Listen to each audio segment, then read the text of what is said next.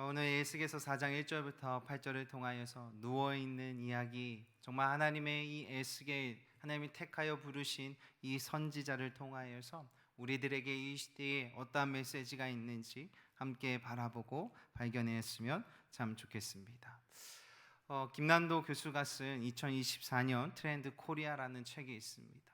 언제나 이 책이 2023년도에 항상 전에 발간이 되는데, 발간이 되면 많은 사람들이 도대체 내년도에 정말 트렌드가 어떻게 될 것이냐에 대한 그 주목함, 이야기가 무엇인가에 대한 그 조명이 딱 있습니다. 지금 우리가 2024년이 되었잖아요.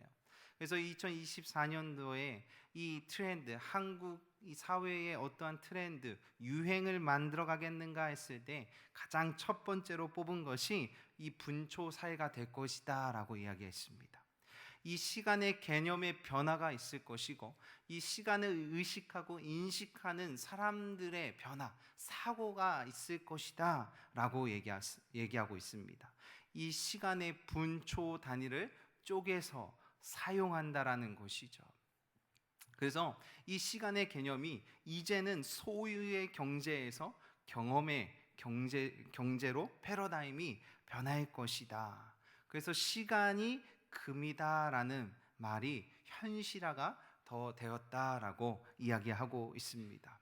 즉 돈보다 시간을 더 중요시하고 그 사용하는 시간을 조각내어서 여러 일을 처리할 수 있는 시간의 효율성을 극대화하려는 경향이 뚜렷해지겠다라고 평가하는 것이죠.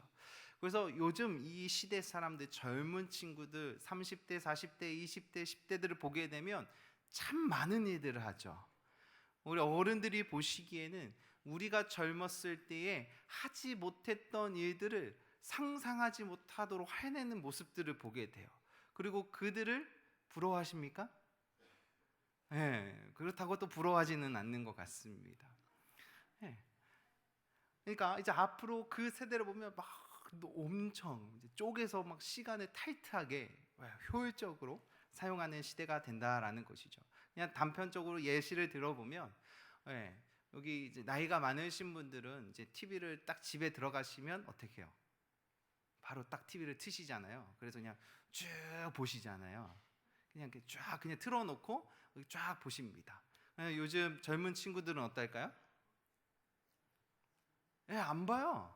일단 이렇게 큰 TV를 보지 않습니다. 그죠?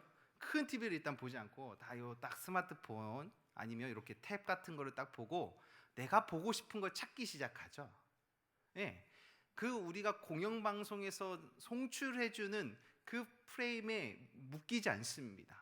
내가 시간을 정하고 내가 지금 주어진 시간의 타임에 맞춰서 그것을 선택적으로 딱 본다라는 것이죠. 그리고 그들이 그 시간을 볼 때에 이제 정확히 보지 않습니다. 한 시간을 지극히 앉아서 보지 않습니다. 예, 요약본을 본다고 합니다. 인기 있는 드라마나 뭐 영화 같은 것도 요약 14분에서 15분 정도 되는 이 요약을 쫙 듣는데요. 그래서 마치 막 2시간짜리 영화를 본 것처럼 인지한다고 합니다. 근데 요즘 아시죠? 이 유튜브도 14분, 15분도 매우 깁니다. 아이들한테는 그 시간이 너무 길어요. 그래서 더 짧게, 그리고 핵심만, 요점만 정리해서 막 송출해주고 있습니다. 그리고 이 유튜브를 잘 보시게 되면 이 다음 세대들, 이 분초 사회에서는 1.5배속의 속도로 막 빠르게 이야기합니다.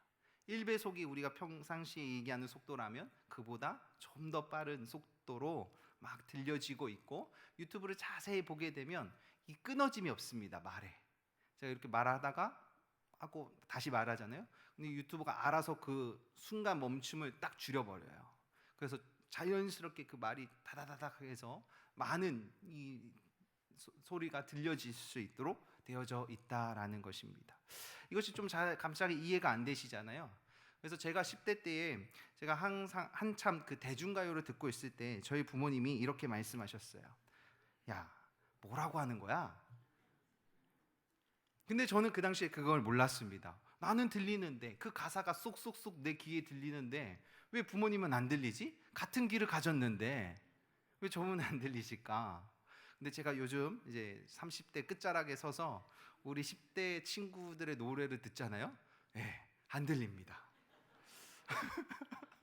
저도 안 들려요 이제. 그래서 부모님들의 그 심정을 조금씩 이해합니다. 그것이 왜 그러냐 했더니, 우리 어른들 세대에는요, 이 PPM이라고 그러거든요. 음악의 그 빠르기, 그것이 120이에요. 120. 근데 지금은 140이에요. 그러니까 안 들리는 게 당연하죠. 엄청 빠른 거죠. 이 속도가 너무 빠른 것이죠. 그러니까 이제 우리는 그 속도를 못 따라가고 있는 것이에요. 그렇지만 이제 앞으로 더 이 속도에 빠른 이 분초 사회가 될 것이다라고 얘기하고 있습니다. 우리가 이 팬데믹을 지나면서 이 사람들이 시간을 이렇게 인식하고 그것을 정립하는 이 변화가 주어졌는데, 그로 인해서 그 변화의 시간을 정의하는 것들이 많이 옅어진 거죠. 그래서 뭐 약속을 잡거나 뭔가 어디에 시간에 얽매여 있는 것이 아니라 그 시간의 주도권이 누구에 있냐? 본인한테 있다라는 사실이에요. 그전에는 이 방송사에게 맡겨져 있었잖아요. 내가 좋든 싫든 방송국에서 송출을 해주고 그래야 내가 볼 수 있었는데, 지금은 어때요? 이게 OTT라고 해서 다 저장이 되어 있는 것이죠. 그래서 내가 편한 시간에 찾아서 딱 볼 수 있게 되는 것이죠. 그래서 이 시간의 개념이 점점 달라지고 있다라는 것이죠.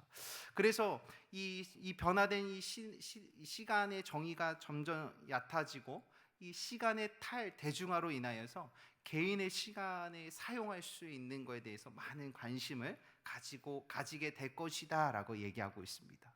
그러면서 이 경고도 하고 있습니다. 하지만 그 시간의 효율을 사용하고 있다는 우리들의 생각과 달리 오류가 발생할 확률이 커질 것이라고 경고하고 있는데요. 그것은 왜 그러냐? 노출되고 있는 그 방대한 그 정보의 양으로 인하여서 집중력이 더욱 떨어지므로 모든 차원에서 깊이가 희생이 될 것이다라고 얘기하고 있어요. 이 분초 사회로 인하여서 내가 빠른 정보를 얻었어, 나는 접했어라고 끝나면 좋은데, 중요한 건 거기서 끝난다는 것이고, 또 다른 정보를 빠르게 얻고 빠르게 얻는 거죠. 그러니까 어떻게 될까요? 결국 깊이가 없는 거예요. 그 현상이 무엇일까요? 신문을 보는데 어른들은 페이퍼, 종이의 신문을 보지 않습니까? 그리고 주제 보고 글을 쭉 읽습니다. 그래서 정말 이 신문에서 말하고 싶은 것이 무엇인지를 정확히 인지하세요. 그러나 우리 젊은 세대는 뭘 볼까요? 이거 탭으로 보거든요. 그리고 뭘 볼까요? 주제만 봅니다. 내용을 안 읽어요. 그래서 마치 그 주제만 보고선 내가 이걸 안다라고 착각을 하죠. 또 그 많은 이야기들을 쭉 보면서 이런 얘기겠구나, 그렇지, 이렇게 자기의 그 해석에 시간 앞에 딱 들어가는 것이죠. 그러니까 집중력이 있는 것 같지만 결국은 집중력이 떨어지고, 제일 중요한 것은 뭐예요? 깊이가 떨어진대요. 뭔가 아는 것 같은데 모른다는 거죠. 이 젊은 친구들이 뭔가 아는 것 같지만 자세히 물어보면 모른다라는 결론이 나는 것입니다. 그거에 대해서 주의할 것을 요구하고 있습니다. 그래서 우리의 시간이라는 영역에 대해서는요, 인간이 어떻게 할 수 있는 영역이 아닙니다. 또 이 시간을 이길 수 있는 인간은 아무도 없다라는 사실이고, 이 시간의 한계 안에 있다라는 사실이 우리는 기억하시길 바랍니다. 이 모든 사람들에게 주어진 이 시간은 동일합니다. 그래서 어떻게 사용할 것이냐, 이 모든 사람에게 주어진 이 24시간을 어떻게 살아갈 것이고, 그 시간의 한계를 뛰어넘을 수 없는 그 한정된 한계 안에서 살아갈 것이냐라는 것을 어떻게 보면 우리의 초미의 관심사입니다. 그래서 이 한정된 시간 안에 이 세상 사람들의 최대의 관심은 무엇일까요? 돈이겠죠. 그래서 그 세상 사람들은, 또 우리들은 그 돈 앞에, 이 세상 앞에 증명되는 것이 막 명예와 가진 재물과 힘을 막 자랑합니다. 마치 과거에서 소유의 개념에 있을 때는 돈이 많으면 성공했다라고 평가했습니다. 과거에는 그 돈을 많이 쌓기 위해서 수고하셨고, 그로 인하여서 소유하기 위해서 헌신했고, 소유하기 위해서 그 자리에 가 있었다라는 것이죠. 하지만 현재는 어떻다고요? 소유가 아니라 경험의 경제라고 바뀌었다고 했죠. 이제는 그 돈을 통하여서 경험을 사는 거죠. 경험을. 그래서 이 돈을 통해서 결국 시간을 사는 시대로 바뀌었다라는 것이에요. 그것을 우리는 여유 있는 삶이라고 하면 이해가 빠르시겠습니다. 그래서 많은 사람들은 왜 많은 사람이 돈을 벌고 싶어 하는가라고 했을 때 여유 있는 삶을 살기 위해서요. 그래요. 요즘 젊은 친구들이 일을 안 한다라고 합니다. 아니요, 일을 하고 싶어 합니다. 그러나 돈보단 개인의 시간이 더 중요한 것이죠. 개인의 시간에 그 경험이 더 중요하기에 돈의 소유가 아니라 경험의 위치로 바뀐 거예요. 트렌드가. 그렇기 때문에 이제 이해를 잘 하셔야 되고, 이 앞으로 이 젊은 세대들은 이 소유하고 막 묶고 저축하고 악착같이 모으는 것, 내 시간을 가로놓는 것이 아니라 적당히 내가 돈이 필요하고 그 돈을 통하여서 내가 경험할 수 있는 여유의 시간을 원하고 있는 것이에요. 그래서 이 삶의 여유가 이 시대는 성공의 기준이 됩니다. 그래서 40대들 그러잖아요. 빨리 은퇴하는 것이 꿈이잖아요. 10억 모아서 빨리 은퇴하는 거 아닌가요? 10억을 모아가지고 빨리 은퇴를 꿈꿔요. 왜요? 여유 있는 시간 쓰겠다 했죠. 이제 그 돈 가지고 진짜 여행 다니고 먹고 놀러 다니겠다. 똑같은 경제 개념 원치 않지만 지금 젊은 사람이라고 하지만 어느 순간 우리도 모르게 너무 익숙해져 가고 있어요. 동의되고 있고, 아 그렇구나 라고 우리도 이 트렌드에 따라서 가고 있다라는 것입니다. 하지만 결국 그 여유 있는 그 삶에 하나님이 없다면 그의 결과가 어떻게 되겠습니까? 그의 인생은 험한과 사망일 줄 압니다. 하나님 믿는 우리들에게도 이 하나님의 시간의 문제 앞에 동일하게 서 있습니다. 결코 자유하지 못하다는 사실입니다. 오늘 성경에서는 이 시간을 이 줄의 묶임이라고 표현하고 있습니다. 그래서 사람들은 이 시간 앞에 묶이게 되어져 있어요. 이 영적으로 이 어둠의 권세는 이 우리를 시간으로 탁 묶어버립니다. 시간의 족쇄를 딱 채워버려요. 오늘 이야기했듯이 이제 앞으로 유행, 트렌드가 뭐예요? 시간을 내 마음대로 주도권으로 사용할 수 있는 시대가 된다 그랬어요. 과거에는 그나마 해도 누군가 제공하고 서비스에 맞춰서 강제적으로 맞춰줘야 되는 사회였다면 이제는 아니에요. 선택권, 그 시간의 선택권이 철저히 나한테 있는 거예요. 그것을 맞춰줄 수 있는 것이 이제 앞으로 시대가 됐다라는 것입니다. 그래서 우리가 지금 2024년에서 가장 핫한 단어가 무엇일까요? AI입니다. AI는요, 쉽게 얘기하면 시간을 확보해 주는 거예요. 나에게 여유 있는 시간을 더 풍성하게 확보해 주는 기술이 AI라고 이해하시면 편할 것입니다. 그래서 지금 우리 삼성 핸드폰에 지금 광고하잖아요. 광고하고 있습니다. AI 핸드폰이라고. 정말 기절할 것 같아요. 아직 접해보지 못해서 그러잖아요. 핸드폰 딱 들고 있고 그 핸드폰 안에 있는 사진들을 동그라미를 치면 이것이 상품이 무엇인지 데이터가 딱 올려줘요. 알아서 가격까지, 사이트가 어디인지, 내 지금 가정의 형편과 내가 좋아하는 성향 이미 얘는 다 파악하고 있어요. 그래서 나에게 언제나 최적화된 것들을 제공하고 계속 보여주고 노출을 시켜주죠. 내가 어느 거에 힘쓰지 않아도 되는 영역인 거죠. 이제 힘써서 뭔가 막 얻어내려는 것이 아니라 이제는 자연스럽게 그것들이 내 AI가 서포트가 되어가지고 나한테 제공해준다라는 것이 이 AI 기술이다라는 것을 좀 더 간편하게 이해하시면 좋겠습니다. 근데 결국 그것이 뭐예요? 시간에 묶이는 거죠. 뭔가 자유한 것 같지만 곰곰이 보면 묶이게 되어 있는 구조다라는 것을 좀 우리가 영적으로 이해하셨으면 좋겠습니다. 그래서 이 시간에 묶이는 것을 통해서 우리의 입술이 그렇게 그대로 영적으로 아니까 그대로 표현하고 있어요. 그래서 사람들이 이 많은 이 거절의 표현의 의사가 무엇일까요? 무엇일 것 같아요? 네, 시간이 없습니다. 한번 곰곰이 생각해 보십시오. 내가 뭔가 누군가 부탁하고 요청을 할 때에 내가 그 거절의 의사를 어떻게 표현하고 있는가? 아마 시간이 없습니다라고 표현하실 겁니다. 우리 그리스도인들에게서 있어서도 어떠한 고백이 있을까요? 기도할 시간이 없습니다. 말씀 볼 시간이 없습니다. 봉사할 시간이 없습니다. 예배를 드릴 시간이 없습니다. 도대체 무엇을 하기에 그 삶의 시간이 없어 살아가시는지 모르겠습니다. 그래서 그 시간이 무슨 시간으로 혹시 사용하고 계시나요? 나의 시간이 어디에 묶여 있는가가 되게 중요할 줄 믿습니다. 정말 우리가 이 시간 깨어 있어서 나의 시간이 어디에 누구에게 묶여 있는가 깨닫는 은혜가 있기에 주님의 이름으로 축원합니다. 그렇다면 이 시간의 문제를 해결해야 된다는 사실이에요. 이 시간의 문제를 해결하는 것은 바로 그 비밀이 있는데, 그 정답이 있는데, 그것은 공간을 만들면 됩니다. 공간을 만들면 시간은 채워지게 되어져 있어요. 내 삶의 공간을 만들면 시간은 채워지는 놀라운 현상들이 있습니다. 질문하겠습니다. 학생이 공부를 하기 위해 어디에 있어야 됩니까? 직장인이 돈을 벌기 위해서는 어디에 있어야 됩니까? 엄마가 집안일을 해야 하기 위해서는 어디에 있어야 됩니까?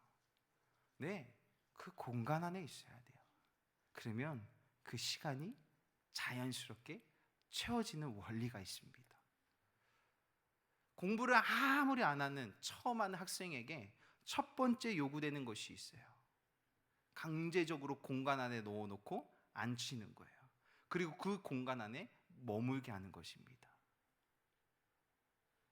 공부를 안 하던 학생을 갑자기 공부를 하게 만드는 것, 머리에 집어넣는 것, 뭔가 지식을 넣는 것 매우 힘듭니다. 그러나 그의 출발은 뭐냐? 그 공간 안에 넣어놓는 거예요. 너가 이 책상이라는 이 공간 안에 들어가서 네가 자든 먹든 놀든 중요한 건 먼저 뭐냐? 그 공간에서 8시간을 채우는 거예요.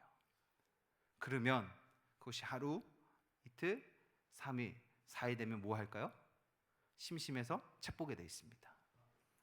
이해가 되시죠? 공간 안에 들어가면 그 시간을 조금씩 채우다 보면 조금씩 그 공간에 그 시간의 체험으로 변화가 일어나기 시작해요. 우리가 이 영적인 원리를 좀 잘 이해하셨으면 참 좋겠습니다. 그렇다면 우리 그리스도인들에게 또 크리스찬들에게 어느 공간에 있어야 되겠습니까? 교회라고 얘기하겠지만 교회보다는 하나님의 공간 안에 있어야 될 줄 믿습니다. 정말 우리는 그 하나님이 세우신 공간 안에 머물 때에 하나님의 시간으로 채울 줄 믿습니다. 그렇게 되면 우리는 그 하나님 앞에서 집중력을 가지게 될 것이고 하나님과의 깊은 사고와 그 만남과 사귐이 있게 될 줄 믿습니다. 그로 인하여 우리의 인생 가운데 우리의 생각과 달리 우리의 삶의 오류에 발생될 확률이 매우 작아질 것을 믿습니다. 우리는요, 그래서 하나님의 이 시간을 넘어서서 하나님의 이 공간 안으로 들어가야 됩니다. 하나님의 공간 안에 머물 때에, 하나님의 공간 안에 잠길 때에 그 시간의 묶임에서 자유함을 얻을 것입니다. 우리 스스로 우리의 이 죄악된 시간의 묶임을 해결할 수가 없어요. 우리는 반드시 하나님의 공간으로 들어갈 때에 이 세상의 시간의 묶임으로부터 자유함을 얻을 줄 믿습니다. 오늘 예수계를 통하여서 도대체 그 자유함이 무엇인가, 그 시간의 묶임을 어떻게 놓아야되는가를 좀 함께 바라보았으면 좋겠습니다. 오늘 예수계에 쓰여진 이 당시를 보게 되면 이 예루살렘에 남겨져 있던 이 유다 백성들의 이야기입니다.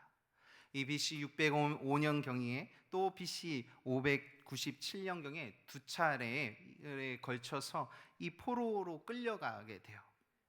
그래서 이 역사의 경험을 통하여서 이미 이 남은 자들, 이 유다 백성들에게는 하나님께로부터 받은 벌은 다 받았다라는 생각을 딱 가지고 있었어요. 이미 우리는 충분히 하나님께로부터 충만한 심판과 벌을 받았다. 더 이상 우리는 하나님께로부터 벌을 받을 일이 없다라는 이렇게 생각하고 있었던 시점입니다. 그들이 그렇게 생각한 이유가 있습니다. 첫 번째, 그 성전 불가 침설이라고 하나님이 계신 곳, 하나님의 성전은 결코 무너지지 않는다 라는 이 사고방식이 있었고, 두 번째가 이 다윗의 언약입니다. 하나님과 다윗 사이에서 세우신 이 언약인데요, 하나님께서 이 다윗을 이 왕조로 세우면서 약속하시죠. 다윗 왕조의 영원한, 하나님이 지키시고 하나님이 함께 하시겠다라는 그 영원한 언약을 딱 마인드가 딱 탑재가 돼 있었죠. 그래서 이 유다 백성들은 여전히 자신들이 이 하나님 앞에서 죄를 짓고 있는 모습을 바라보지 못하고 그 희망을 바라고 구원을 바라보면서 여전히 이 죄의 사슬의 시간을 끊어내지 못함으로써 하나님의 공간에 있지 않고 자신들의 시간에 딱 묶여 있는 모습을 보게 됩니다. 그때에 오늘 이 하나님이 특별히 부름받고 세운 에스겔입니다. 1장 에스겔서 1장 3절입니다. 갈대의 땅 그발강가에서 여호와의 말씀이 그 부시의 아들 제사장 나 에스레에게 특별히 임하고 여호와의 권능이 내 위에 있으리라. 특별히 이 부시의 아들 제사장 에스레에게 여호와의 권능이 특별히 임했대요. 그 팽배한 유다의 이 백성들의 마인드 가운데에 드디어 하나님의 특별한 하나님의 권능이 부어진 한 사람이 이제 택함이 딱 되어졌습니다. 도대체 이 에스겔에게 임한 이 하나님의 특별한 여호와의 권능이 무엇일까요? 오늘 성경을 보게 되면, 오늘은 4장이었잖아요. 그러나 앞에 3장을 보게 되면 이 입이 닫아지게 돼요. 우리가 이 권능, 하나님 여호와의 권능을 오해하는 포인트죠. 우리가 하나님의 권능을 입으면 어떤 것을 꿈꾸나요? 뭐 치유가, 진짜 우리가 치유도 일어나고, 와, 정말 누군가를 쓰러뜨리고, 우리가 구하는 기도가 응답받고, 물질의 축복, 건강의 축복, 만남의 축복, 우리가 바라고 꿈꾸던 그 하나님의 권능이 우리의 삶 속에 임하기를 꿈꾸죠. 근데 오늘 이 에스겔을 보면은 정반대인 것입니다. 먼저 그의 입이 닫아져요. 그리고 오늘 이 에스겔 4장으로 넘어오게 되면 그 에스겔의 삶을 통하여서 하나님의 심판과 경고가 보여지게 됩니다. 그로 인하여서 그 하나님의 권능이 무엇인지 이 시간에 우리가 깨닫고, 정말 하나님의 권능을 오해하지 않고 우리가 이 시대에 하나님의 권능에 힘입어서 하나님의 메신저로서 메시지를 전달할 수 있는 우리가 될 수 있도록 하나님 우리들을 사용하여 주시옵소서. 함께 기도하길 원합니다. 그래서 이 유다 땅에 임할 그 하나님의 심판과 경고를 먼저 이 에스겔 예언자를 통하여서 보여준다라는 사실이에요. 하나님의 권능이 이미 이 예언자를 통하여서 보여주기로 결정하셨어요. 도대체 하나님은 어떠한 분이시길래 왜 믿음의 사람, 정말 하나님의 자녀로 택한 사람들, 이 선지자, 예언자들을, 그 부르심을 받은 사람들을 이렇게 그 하나님의 공간에 하나님의 시간을 채워가는 미션을 왜 주었는가? 오늘 이 에스겔 4장을 통하여서 총 4가지의 예언이 나오지만 오늘 1절부터 8절까지 읽었던 2가지 예언을 가지고 함께 말씀의 은혜를 나누었으면 좋겠습니다. 그것이 첫 번째 예언인데요, 이 토판 예언입니다. 하나님께서 이 에스겔을 토판을 가지고 와라, 이 예루살렘의 성을 정말 이방 나라에서 공격당하는 모습을 그 위에 표현하도록 이야기하십니다. PPT를 보여주시겠나요? 네. 누워 있는 것이 에스겔이고, 정말 에스겔이 이 토판을 가지고서 예루살렘 성을 딱 모형을 만들었죠. 그리고 이 예루살렘 성은, 그리고 그것을 에워싸는 사다리와 그런 흙으로 쌓은 언덕을 만들고 공성태를 둘러 세우라고 말씀하십니다. 그리고 철판을 가져다가 에스겔과 이 성읍 사이에 철벽을 삼고 성을 포위하는 것처럼 에워싸라. 그리고 이것이 이스라엘 족속들에게 징조가 될 것, 단절됨을 보여주어라 라고 얘기하고 있어요. 앞에서 함구하고 자신의 삶 속에서 이것이 이스라엘 백성들에게 하나님의 경고와 심판임을 보여주는 증거로 삼으셨다라는 것이에요. 설명이 안 되는 거죠. 지금 그림을 보고 있지만 이 그림의 설명이 안 되는 거예요. 그러면 어떻게 할까요? 오늘 이 3장 에스겔서 3장 27절을 보게 되면 하나님의 이런 말씀이 있습니다. 들을 자는 들을 것이요 듣기 싫은 자들은 듣지 아니하니 그들은 반역하는 족속입니다. 하나님의 메시지가 보여지고 있는데 들을 자는 들을 것이고 듣지 않을 것은 듣지 않겠다. 우리가 이 하나님의 심판의 메시지가 보여지고 이미지로 나타나고 있는데 깨닫지 못하면, 분별하지 못하면 보고도 보지 못하는 현상이 발생이 되어진다라는 것입니다. 이 철판은요, 이 하나님과의 단절을 표현하기도 하지만 하나님께 나아가는 것을 가로막는 그 이스라엘의 죄를 표현하기도 합니다. 죄가 하나님과의 단절을 이야기하고 있어요. 상징성을 딱 가지고 있고 그런 강력한 메시지가 있는 것이죠.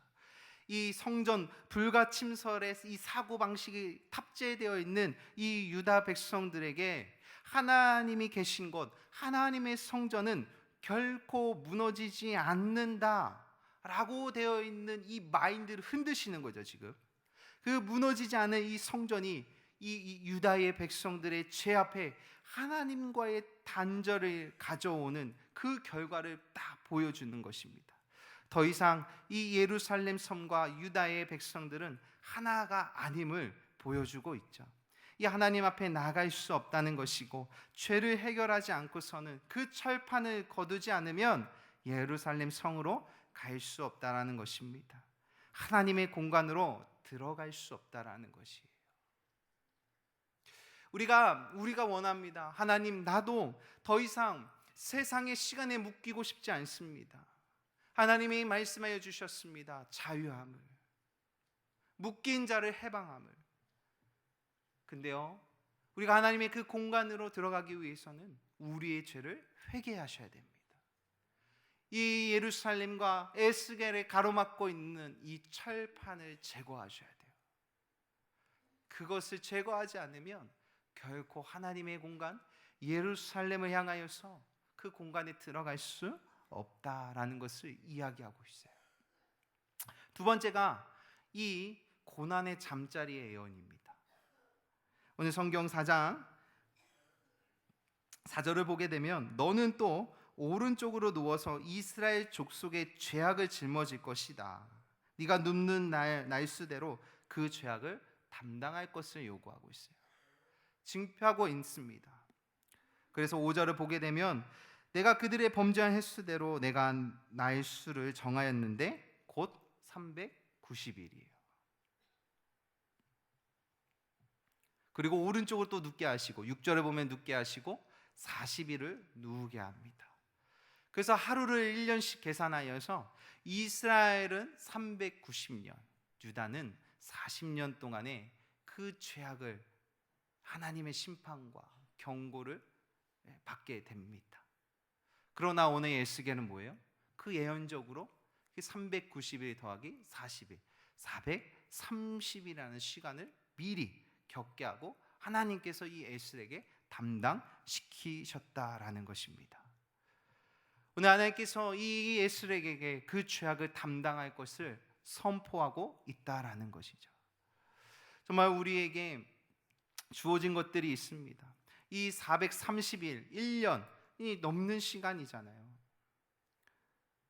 하나님께서 이 1년이 넘는 시간을 이 에스겔에게 담당시키시고 이 유다 백성들에게 하나님의 심판에 경고할 것을 먼저 하나님이 택한 하나님 예수의 권능, 여호와의 그 권능을 입은 자에게 먼저 입혀버렸어요. 그러면 이 시대에 우리가 살아가는 우리 하나님의 택한 받은 우리들은요, 여호와의 권능이 무엇일까요? 혹시 그 여호와의 권능이 사모하심이 되십니까? 하나님, 이 땅 가운데 죄악을 나에게 허락하여 주시고 감당케 하여 주시옵소서. 이 무너져가고 있는 이 세상을 바라보며 하나님의 공의가 무너져가고 있는 이 시대 속에서 하나님, 너무 안타까운데 안타까움을 넘어서서 그 죄악을 나에게 담당시켜 주시고 하나님의 예증으로, 표징으로 증거 삼아 주시옵소서. 우리가 그 여호와의 권능을 사모하십니까? 그 권능이 나에게 임하기를 기대하십니까? 정말 우리가 이 시대를 살아갔는데 종교인이 아니라 하나님이 택한 하나님의 자녀가 되시길 주님의 이름으로 축원합니다.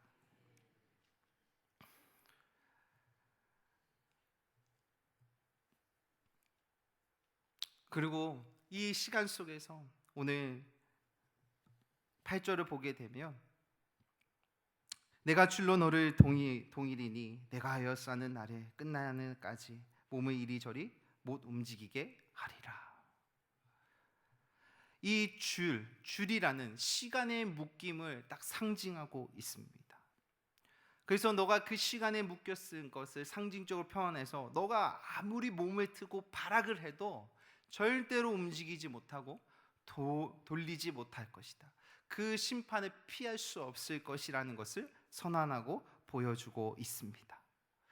이 하나님은 이 에스겔에게 명령하셨습니다. 이 예루살렘 성이 앞으로 겪게 될 일들을 그대로 표현하게 하십니다.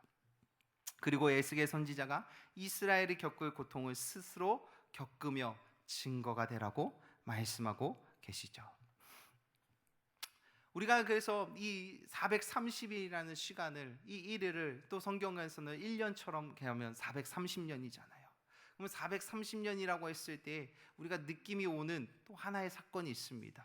그것이 뭐냐? 이 애굽의 이 노예의 삶입니다. 이 430년 동안 이 애굽의 노예의 그 삶을 살아가지만 그 시간과 동시에 하나님께서 횟수가 차셨을 때에 이 포로되었던 그 종되었던 노예였던 자들이 자유케 하는 하나님의 언약을 동시에 보여주고 있다라는 것이죠. 구원해 주실 거라는 그 약속이 동시에 담겨져 있습니다. 그날이 찬 후에 이 출애굽의 이 놀라운 기적 같은 하나님이 택한 사람을 통하여 하나님의 은혜가 임할 것을 이야기하고 우린 너무나도 잘 알고 있습니다. 하나님의 사람이 일어나 하나님의 것을 감당했을 때에 그로 인하여 하나님의 때가 참으로 하나님의 일하심이 있어서 우리에게 놀라운 기적 같은 역전이 주어지는 것이죠.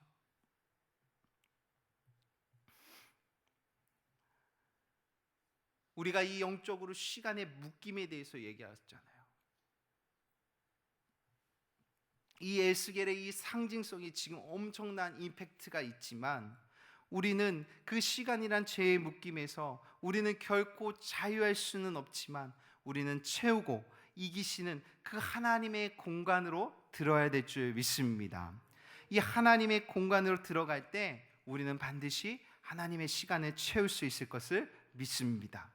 정말 어떻게 보면 우리의 사명, 2023년도 우리 교회에게 주신 사명이 있다면 저 개인적으로는 하나님의 공간으로 들어와라. 하나님의 공간에서 시간을 채워라. 하나님 때의 시간이 차면 기적 같은 하나님의 열심이 경험될 것이다.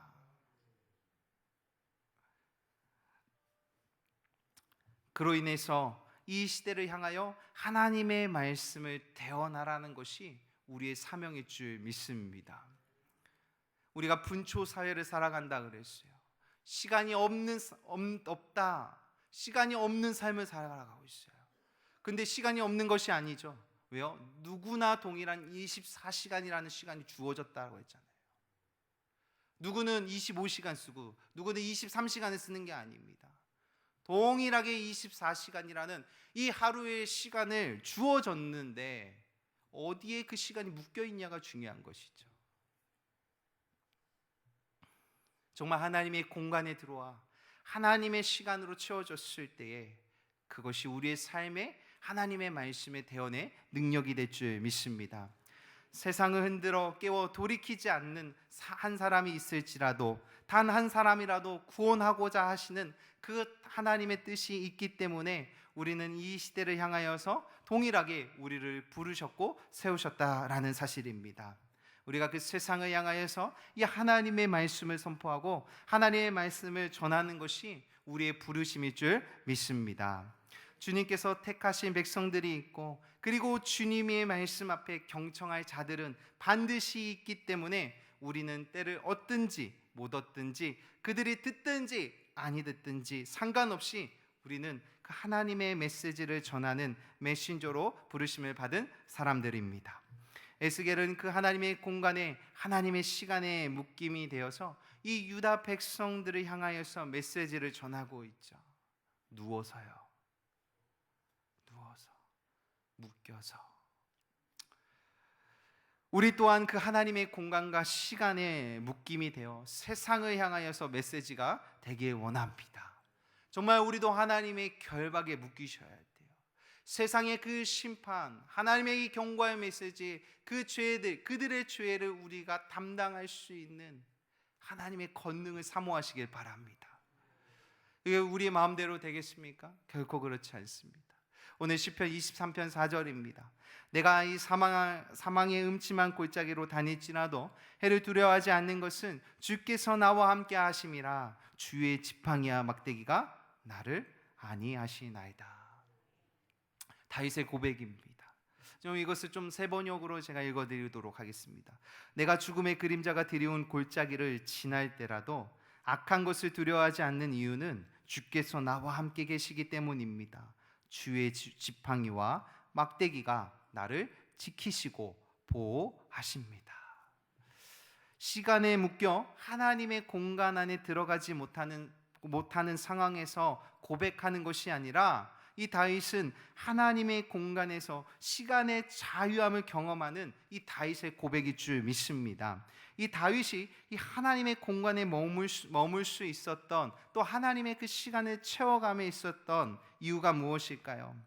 그것은 주의 지팡이와 막대기가 나를 지키고 보호해 주신다는 것을 알기에 다윗은 그 지팡이와 막대기를 붙들었다라는 사실입니다. 세상에서는 그 지팡이를 바라보며 이렇게 얘기할 것입니다. 바보라고. 의지할 것이 없어서 그 지팡이를 의지하냐고 말할 것입니다. 그러나 성경에서 말하는 이 지팡이의 의미는요, 하나님의 임재를 뜻하고 있습니다. 다리가 아픈 사람들에게는 이 지팡이를 의지해서 걷는다는 의미를 잘 알 것입니다. 약함을 통하여서 그 지팡이를 의지하는 것, 절대적인 의지됨과 그 앞으로 한 걸음 나아가는 그 하나님의 권세와 능력일 줄 우린 믿습니다. 지팡이와 함께 걷다 보면 우리는 통과할 줄 믿습니다. 하나님이 함께하는 그 임재 가운데 그 임재를 붙들고 나가면 한 걸음만 떼면 지날 수 있을 줄 믿습니다. 이것이 주님의 방법이요 주님의 은혜로 감당케 하실 줄 믿습니다. 오늘 귀한 성도님들, 정말 주님의 지팡이를 붙들고 주님의 임재 가운데 한 걸음을 떼시는 우리 귀한 성도님들이 되시길 주님의 이름으로 축원합니다. 정말 이 한 걸음이 결코 내 걸음이 아닐 줄 압니다. 내 힘으로 걷는 것이 아닙니다. 정말 역설적으로 그 자신의 그 연약함을 알기 때문에 정말 이제 하나님을 의지하는 그 믿음으로 나아갈 때일 줄 압니다. 내 힘으로 내 마음대로 한번 걸어보십시오. 내가 주어진 내 발걸음을 가지고 100걸음, 200걸음, 1000걸음 가보십시오. 결국 뭐냐? 여유는 있을 것입니다. 그러나 끝에 섰을 때는 그 줄이 쪼여올 거예요. 결국 자유한 것 같지만 자유가 없는 우리의 영적인 모습을 보게 될 줄입니다. 그러나 우리가 이 시간 가운데 주의 지팡이를 붙들어 주의 뜻에 맞게 또 한 걸음, 또 이라도 또 주님의 뜻에 맞게, 이것이 가장 빠른 길이요 가장 능력의 걸음일 줄 믿습니다. 그것이 가장 영광의 걸음이심을 믿으시길 주님의 이름으로 축원합니다. 정말 그로 말미암아 정말 우리는 그 주님의 말씀에서 우리에게 강력히 지금 요구하고 계세요. 한 걸음만 떼라. 지팡이를 붙잡고 한 걸음만 떼는 은혜가 있길 주님의 이름으로 축원합니다. 지팡이를 의지하여서 우리의 믿음의 발걸음을 떼시길 바랍니다. 이 급변하는 우리 이 시대 속에서 승리하신 그 교회이고 하나님의 사람일 줄 믿습니다. 우리가 그래서 이 걷다 보면 이 시간이라는 것은 속도가 중요한 거. 100걸음, 200걸음, 300걸음 빠르게 가는 것이 중요한 것이 아니라 방향성이라는 것을 결국 깨닫게 됩니다. 많은 사람들이 그러죠. 이곳에 앉아있는 우리 성도님들은 그럴 거예요. 나는 어디서부터 왔고 어디로 가는가? 이거는 거의 저도 19살 때 고민을 했거든요. 나는 어디서 왔고 어디로 갈까? 어떻게 보면 그것이 우리 인간들이 가지고 있는 인생일 줄 압니다. 그러나 우리는 정확히 깨달았죠. 우리는 어디로 가고 있는가 했을 때 우리는 이렇게 대답하는 것이죠. 주님의 뜻을 따라, 주님의 말씀을 따라, 주님의 명령을 따라. 이것이 우리의 고백일 줄 믿습니다. 그래서 우리의 입술 가운데 하나님의 그 도우심을 구할 때 이렇게 구하시길 주님의 이름으로 축원합니다. 주님, 다른 것 보지 않게 도와주시옵소서. 주님만 바라보게 하여 주시고 주님의 영광만 바라보게 하여 주시고 걷게 하여 주시옵소서. 그렇게 걷게 하여 주시옵소서. 이성으로 갈 수 없는 걸음, 설명으로 갈 수 없는 걸음, 그러나 가장 능력의 걸음, 믿음으로 가는 걸음일 줄 믿습니다. 정말 이것이 우리가 이 땅 가운데 살아가는 이 에스겔을 통하여서 그 에스겔의 삶을 통하여서 보여줬던 메시지가 우리를 통하여 한 걸음 한 걸음이 동일하게 세상을 향하여 될 하나님의 메시지가 될 줄 믿습니다. 이 분초 사이 얼마나 분주합니까? 많은 것들을 요구하고 있지만 우리는 하나님의 뜻을 간다. 우리는 하나님의 말씀을 따라간다. 우리는 주님의 명령을 따라간다. 그들은 우리를 바라보며 조롱하고 바보 같다 하지만 우리는 성령의 그 강력한 임재를 앞에 나가 한 걸음 한 걸음 그분의 인도하심을 따라갈 줄 믿습니다. 자, 이해가 안 되시죠? 정말 3년 동안 우리 고3 친구들과 한라산을 갈 때마다 가장 힘든 구간이 있습니다. 그 힘든 구간이 어디냐면요, 백록담이 보이는 구간이에요. 딱 대피소부터 백록담이 딱 보이거든요. 미리 말씀을 드리면 한 2시간 걸립니다. 조금 올라가면 내려오신 분들이 이런 말씀을 해주세요. 금방 간다고.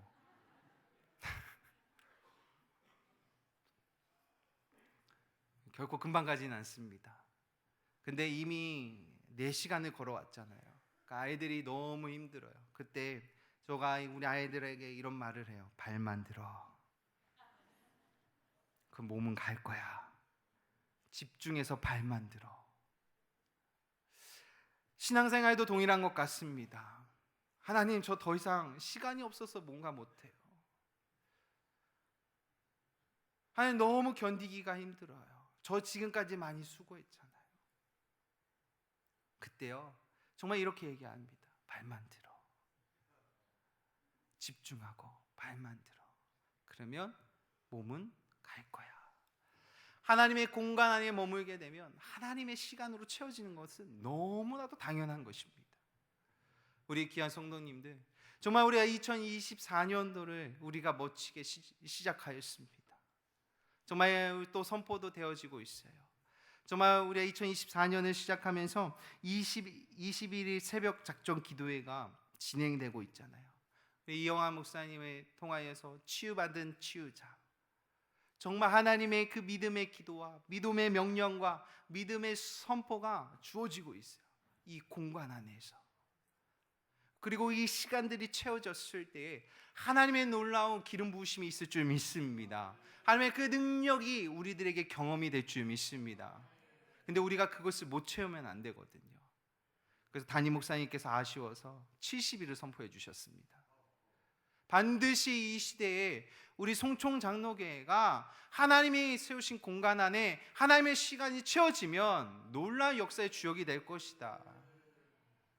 그러니 정말 우리가 하나님의 시간을 채워보자. 육신으로 보면 어떠세요? 힘듭니다. 제가 양심 고백을 할게요. 20일이 작정 이제 끝났잖아요. 오늘로서 끝났습니다. 근데 담임 목사님이 70을 선포할 때 좌절이 됐어요. 20일 다 끝나가는데. 그러나 정말 말씀을 준비하면서 아니구나. 하나님께서는 다시 하나님의 백성들 이 불러 모으시고 하나님의 공간 안에서 하나님의 시간을 채우길 원하고 계시구나. 가장 미련하는 이 시대 속에서 우리는 하나님의 메시지를 어떻게 전달해야 될까? 라고 했을 때 이 가장 미련한 방법, 하나님의 공간 안에 들어와 하나님의 시간으로 채우는 것. 그것이 이 시대에 우리에게 주어진 어떻게 오늘의 발걸음일 줄 믿습니다. 21일도요. 그래, 오늘 나가보자. 그래, 내일도 나가보자 하다 보니까 20일이 채워졌어요. 70일도 동일할 줄 믿습니다. 네, 그래, 나가보자. 너무 힘들다. 그래, 그래도 한번 또 다시 일어나 보자. 팔만 들어보자. 한 걸음만 떼보자. 어느 순간 70일이 채워지는 놀라운 역사가 있을 줄 믿습니다. 정말 우리가 이 시간 가운데에 함께 옆 사람을 위하여서 이렇게 고백하고 선포했으면 좋겠습니다. 하나님을 붙들고 한 걸음만 떼자. 그렇습니다. 정말 우리가 서로의 이 말이 격려가 되고 위로가 되고 힘이 되었으면 좋겠습니다. 정말 하나님의 임재를 붙드시고 한 걸음만 떼십시오. 정말 이 70일 새벽 작정이 다시 한번 우리에게 선포되어졌습니다. 하나님의 공간이 만들어졌고 이제는 우리는 하나님의 시간을 채우셔야 돼요. 이 채우심 앞에 정말 우리가 나는 힘이 있으니까 막 할 거야, 그런 분들은요 못 채웁니다. 겸손하게 연약함을 가지고 하나님 너무 힘들어요. 하나님 나를 붙들어 주시고 나의 한 걸음을 뗄 수 있는 힘을 주세요. 그 연약함을 고백하며 한 걸음 한 걸음 그분의 인도하심을 따라 나가다 보면 분명히 하나님의 때가 찼을 때 하나님의 그 기적 같은 하나님의 열심이 우리들에게 경험이 될 줄 믿습니다. 아멘.